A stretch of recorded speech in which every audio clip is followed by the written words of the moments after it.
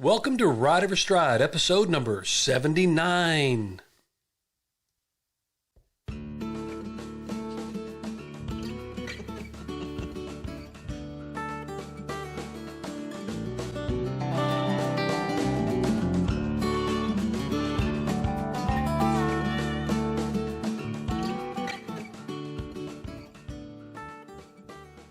Welcome to Ride Every Stride with Van Hargis, podcast about horsemanship and more.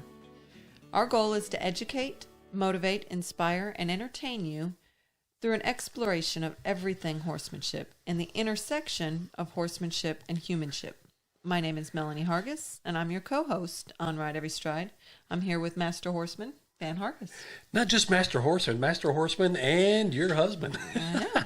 Well, good deal. First of all, let me welcome everybody back. It's been a while since we've done a podcast, and of course, or I should say a new podcast recording.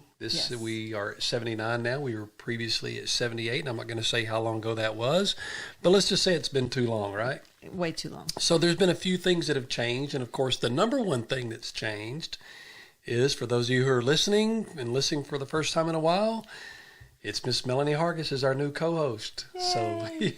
So we're glad to have Miss Melanie on as our co-host. And first of all, for those of you who are such a big fan of Laura McClellan being a co-host of ours, we really appreciate all that she did, because quite frankly, if it wasn't for Laura, I wouldn't have never done this in the first place. Number one, she had to educate me on what the heck a podcast was.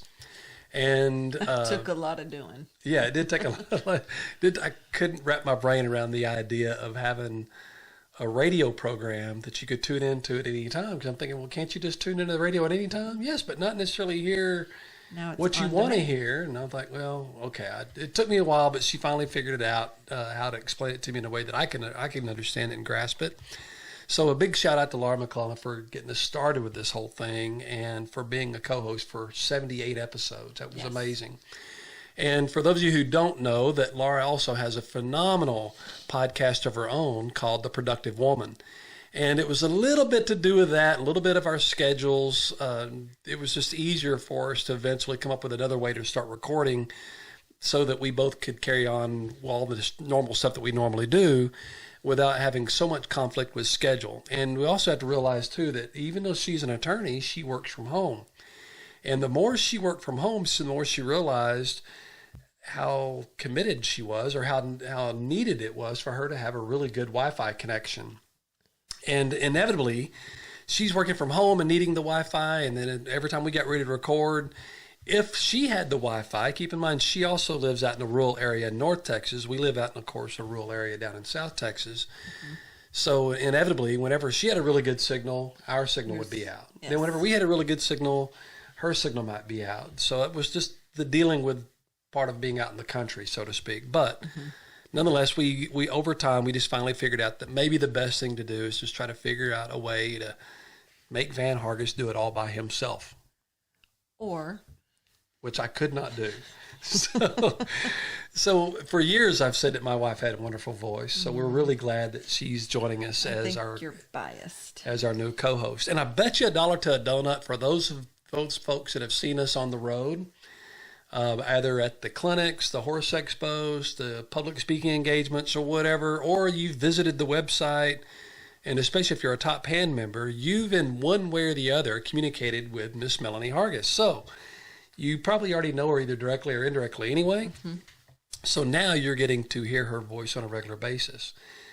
However, for those of you who are only listening, we've got another great new announcement that also is a little bit to do with our delay, I guess you could say, and taking us a while to get this back on the air, is that we are also videoing this. So now we have a camera in the studio, and we're videoing it, and this will also be available now on YouTube, right? Yes, it's the Van Hargis Horsemanship YouTube channel. Yes. And besides regular videos that we also have, your Ranch Road series, you will now be able to do the Ride Every Stride podcast on our Van Hargis Horsemanship YouTube channel. Awesome. And we really like that ride over stride. Every time we go everywhere, we're constantly asked how we come up with that name. And of course, I'm always tickled to death to tell them how we came up with ride over stride. And most importantly, what ride over stride means to us. And another really cool thing about that is that there's another big announcement that we're going to make about ride over stride in the weeks or months to come. So really want folks to kind of be listening to us on a continual basis and keep those encouragements coming to us, because believe it or not, folks, I thrive on those. I need those. And it was that inspired us to do this next project that we'll announce at another time. So you're going to have to keep listening so you can know when exactly what that announcement's going to be and when it's going to take place. Great things to come. Absolutely. Great things to come. Mm-hmm. So, Miss Melanie, what are we talking about today? The path of least resistance. All right. Because it's been a while since we've done another podcast, what I thought we would do is almost start from scratch. In other words, I'm oftentimes asked, what happens when somebody brings a horse into training? And folks, first of all, you got to understand that I've heard every story that you can think of when people bring me a horse to train. Oh, I would have done it myself, except, or he's a really good horse, except. In other words, there's always these exceptions, right? The yeah buts. And all the yeah buts, but I appreciate those. But to be honest, I tell people very respectfully, if I can, I listen to nobody when it comes to a horse but the horse. In other words, horses have no motive to lie, and no motive to tell a story, no motive to stretch it, or no motive to make it sound better than it was or worse than it was. They just kind of tell it like it is. So because of that, whenever somebody asks me what I do when I very first bring a new horse into the property or into the facility, I don't care if it's a colt that's never been haltered. I don't care if it's a horse that's never been saddled. I don't care if it's a horse that just has a problem. I don't care if it's a horse that just needs a tune-up. I don't care if it's a performance horse that we're getting ready to take to the show pen. Whatever that horse is, we go back to the round pen as if it's never been touched, and we literally start all over. Back to the basics. Back to the basics. In other words, the fundamental success of my entire program has always been nothing beyond the basics. And I can't emphasize that anymore. So over the next several episodes, we're going to be covering nothing beyond the basics. And we're going to break it down into several different parts. First and foremost is kind of the topic of today's podcast, which is the path of least resistance. And what does that mean, and why is it so important? The next one, of course, is going to be forward motion. The second or the third is going to be the control of forward motion, and the last is always the stopping of forward motion. Mm-hmm. So let's just visit a little bit about the path of least resistance. What does that mean? Mm-hmm. Well, first of all, we have to understand that horses are basically just born with that innate ability to seek out and take the path of least resistance. In their world, it doesn't behoove them to work inefficiently. It doesn't behoove them to move into resistance, or whatever that case may be. Whether it's being pursued by a predator, they're going to take the path of least resistance away from that predator so they can move most efficiently. They're going to do, even when it comes to a rainstorm, if you'll watch horses, they turn their butt to the rainstorm. They don't walk into it, they turn their butt to it. So what I'm saying, though, is that the path of least resistance is already a concept that the horses are already very, very familiar with.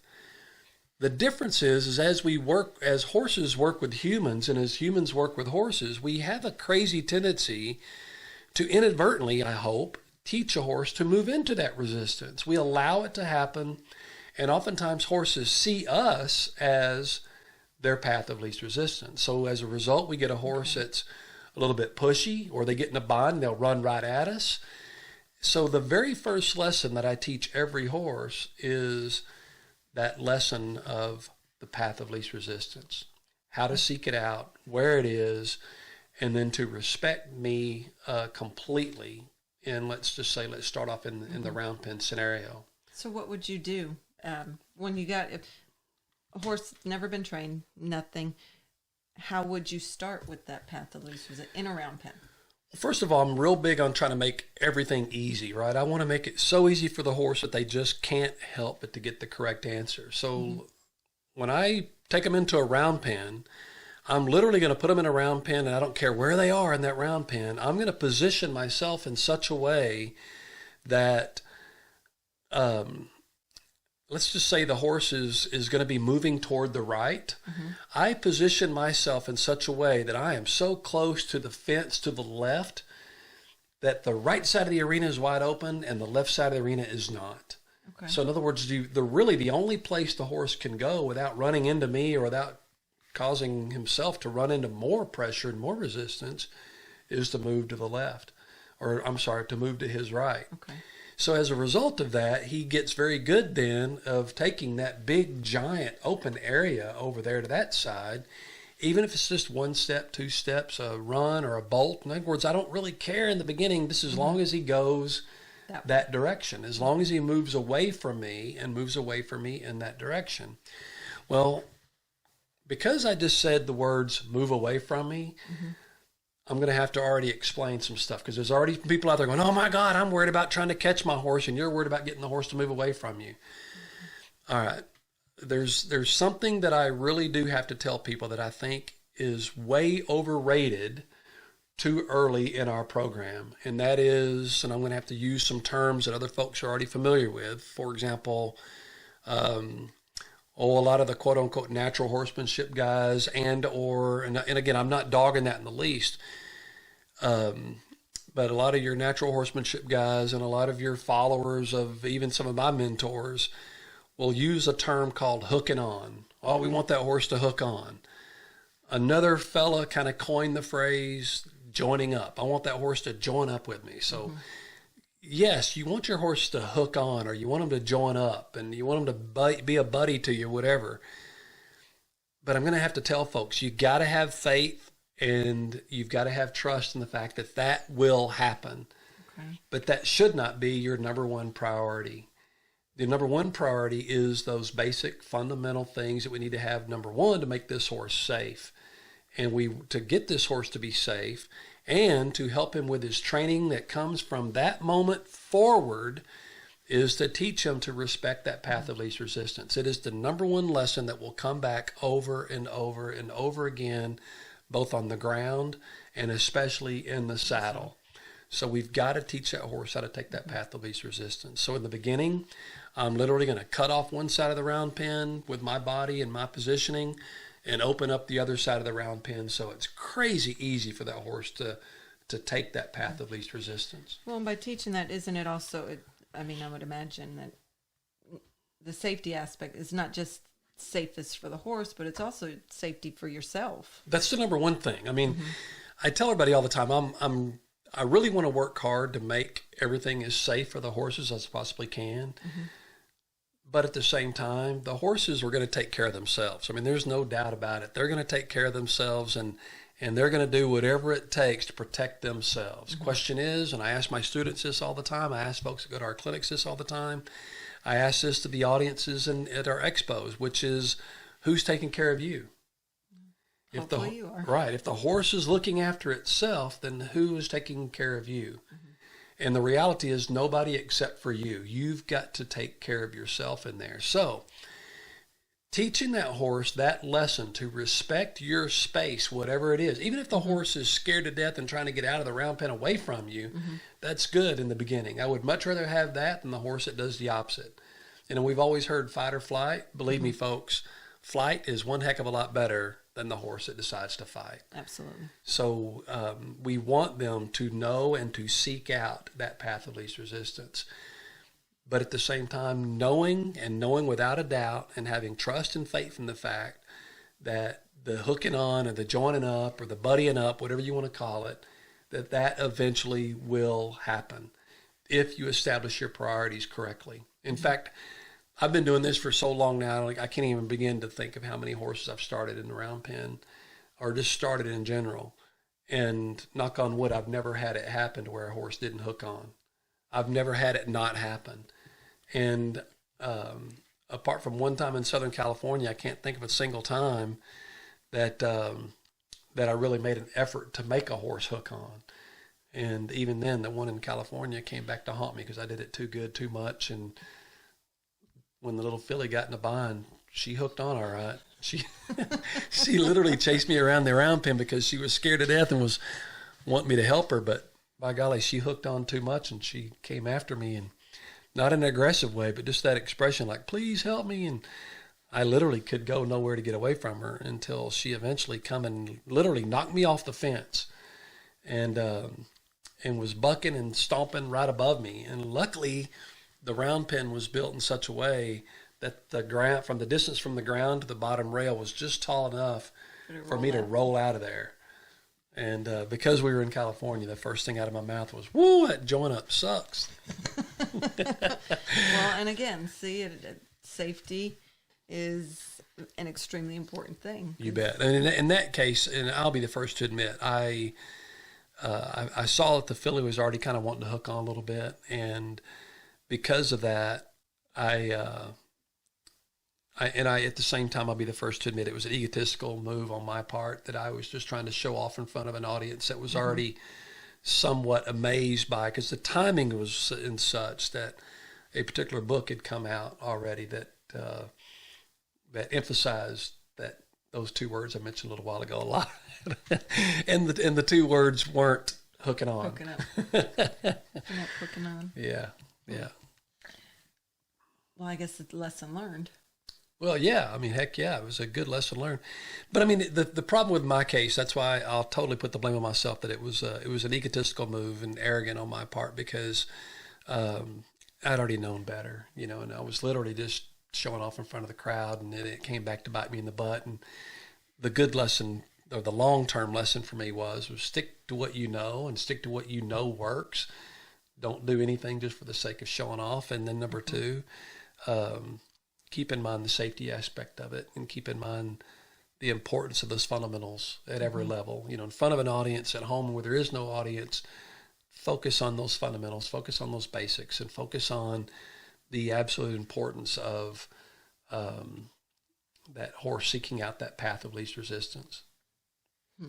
When do you work in, I mean, I know there's no definites, and, you can't say a week from now you'll be working on something else, or the horse will kind of let you know. But how do you actually start to,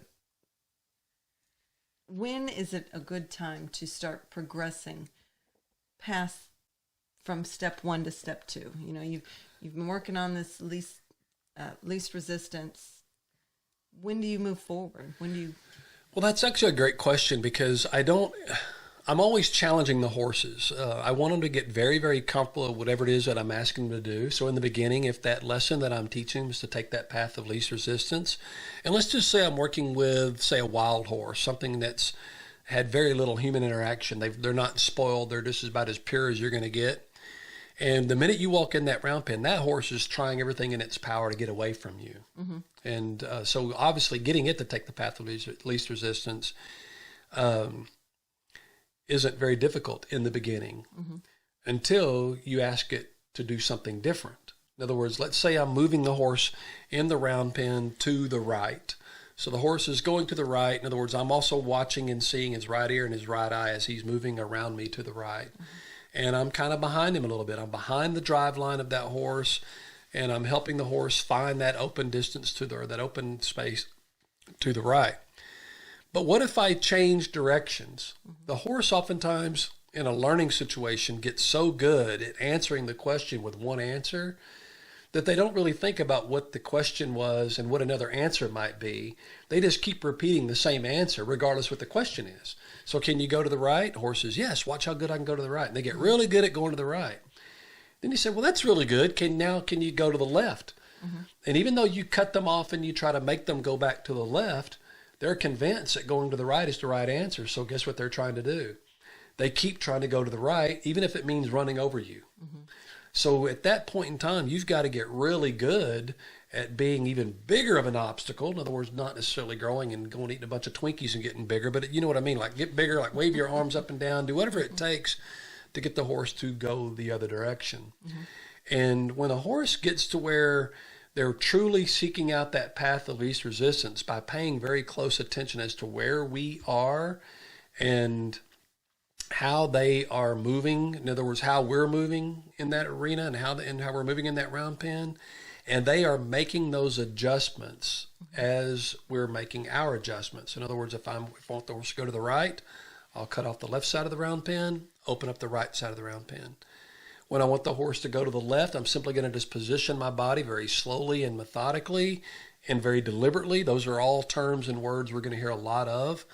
But we're going to move very deliberately to the other side of the round pen. I'd like to see the horse move just as deliberately and make a smooth transition to change directions and go back the other direction. Okay. Now, even with that said, in the beginning, I don't care if he turns inside, outside. This, as long as that sucker is seeking the path of least resistance, that's all that I'm really concerned about. Okay. I just want the horse to seek out that path of least resistance, the number one lesson.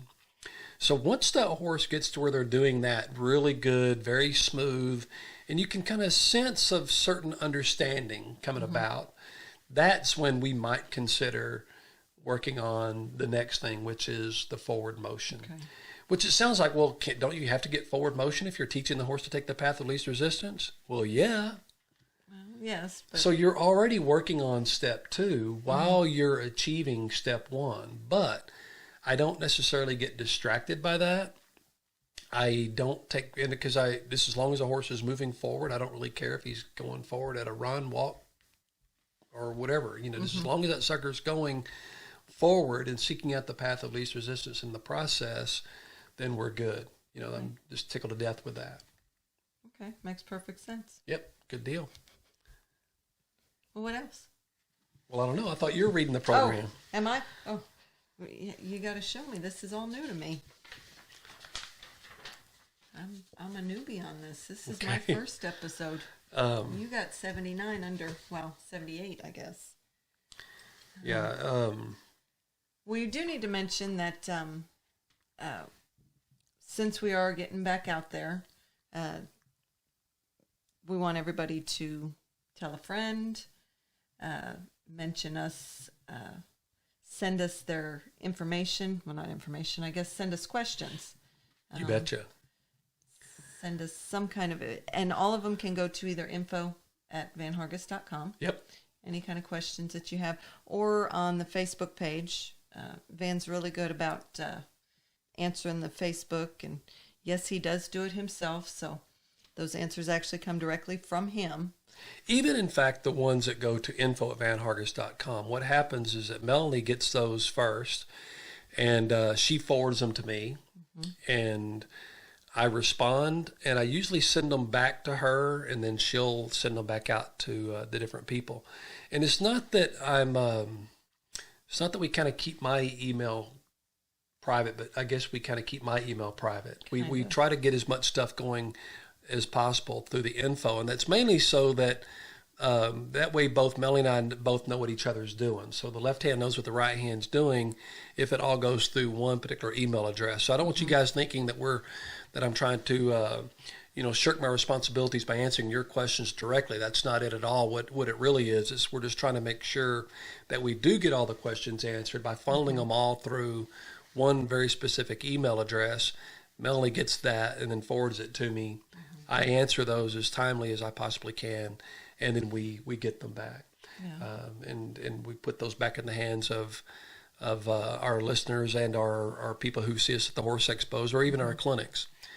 Now, I will emphasize this, is that oftentimes it ends up turning almost into like a discussion, because we'll not only answer the question, but I do want people to give me the feedback on how they perceive the response, and then hopefully how they utilize that response. It's one thing if we're just trading information, but if you're not practicing that and not putting it to work, then neither one of us really going to know how it's working. So we really encourage folks to not only just take the responses, but utilize those responses and put them to work for you.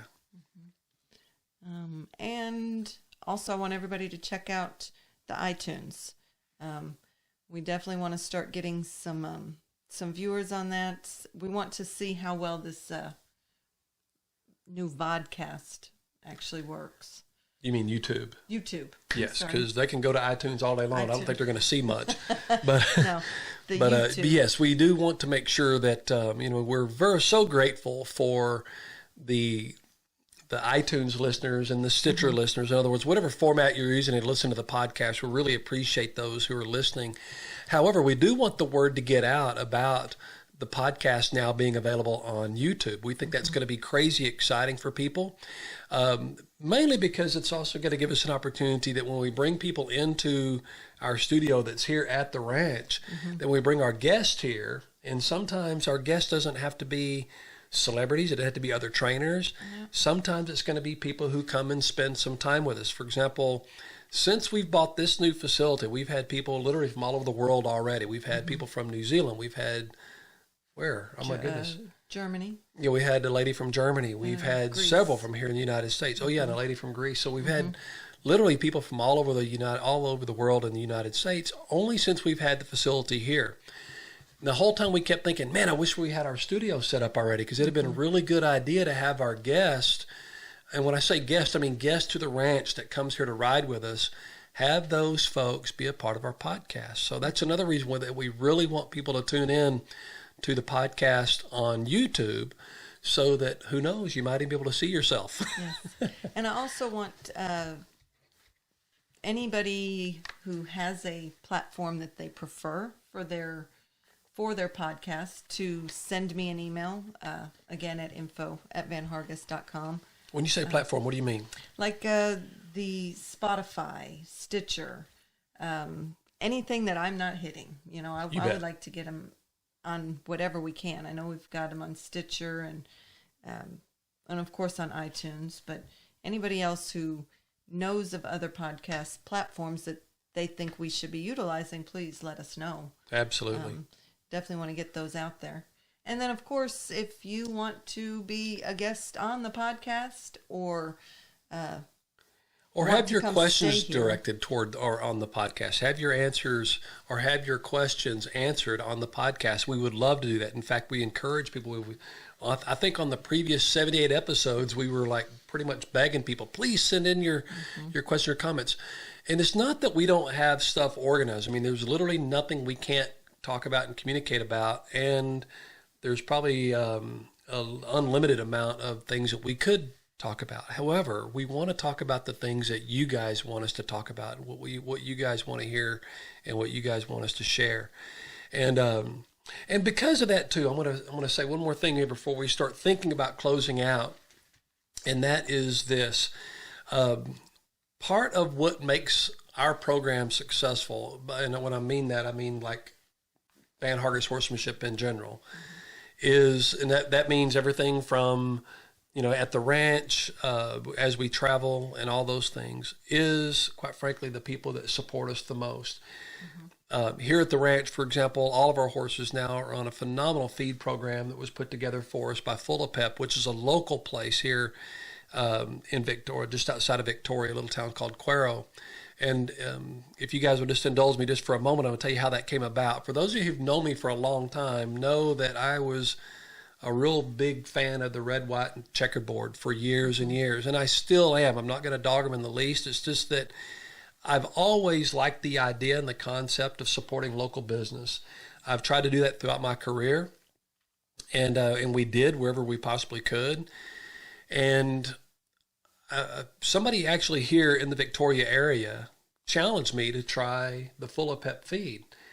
And I kept thinking, but I'm kind of a strategy guy. I've been on that Purina Mill strategy for quite some time. And I liked it, and I liked the people. But I did. I tried it. And usually whenever I'm making a change like that, to be honest, I'm a little bit skeptical and sometimes even cynical. But I made the change, and I think within about 3 months, I started noticing a very significant difference. And it was a positive difference, which kind of very much surprised me. And because the price point was so incredibly different. And of course, that made my wife happy, because she's the one that sits down and writes the bills and does all the stuff at the end of every month. So now all of a sudden, this was a huge, big savings to our feed bill. And then so shortly after that, we began to start working with them on an overall nutritional package. And we come up with something, and we're very, very proud to have Full of Pep on board with us here at the Crossroads Ranch. And we've not only noticed a difference in our horses, but we've also noticed a difference in our client horses when they come. So we're very proud of the fact that we have the opportunity to work with those guys. And they're a great bunch of people. And they're super, super good people. So anybody in the South area, if you're down in the South Texas area or anywhere down in this region, if you'll contact us, we'll tell you how to get in touch with the Full of Pep people. And I'm sure you've probably already seen the Full of Pep information all over the country. And as we go, I'll tell you a little bit more about each and every one of the sponsors that are kind of helping us. I don't want to bore everybody to death with going through all of them in one show when we come back after having not been producing a show in a while. But I do want folks to understand that we are a team that we literally can't do it without the support mechanism that we have. And a big part of that support mechanism is you too, Miss Melanie. So appreciate everything that you do for us. Thank you. And I know I couldn't do what I do if it wasn't for you doing what you do. So I very much appreciate it. Well, thank you. What else? Well, we don't have any events to post right now. I mean, I'm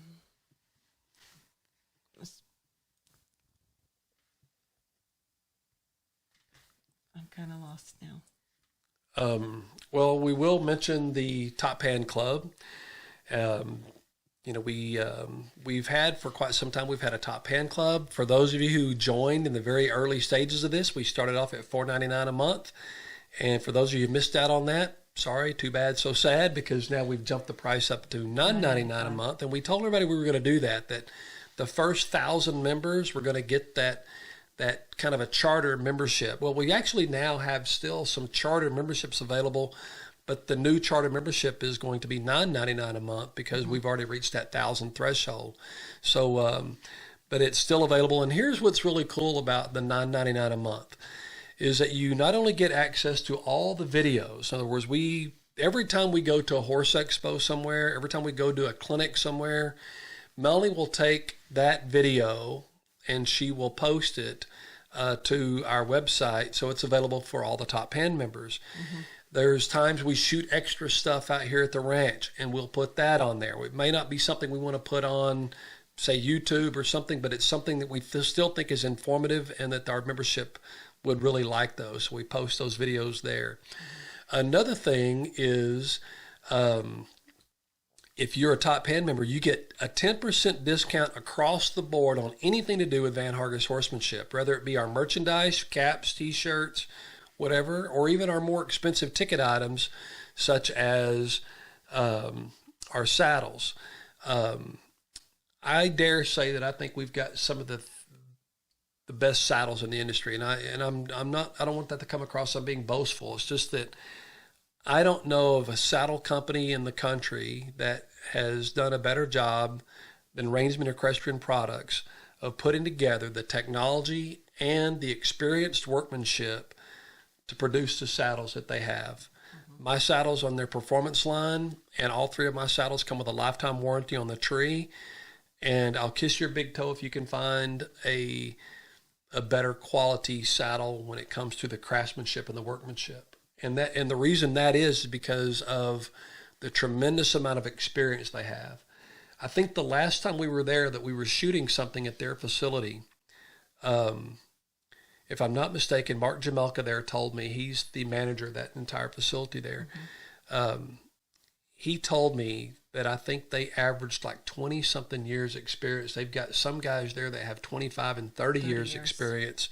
So it's just absolutely amazing when you consider, number one, the number of people they have working for them and the number of people they have with 20 years experience or more. And you just don't find that with any company nowadays, let alone a company that's building something that takes the craftsmanship that a saddle does. Yeah.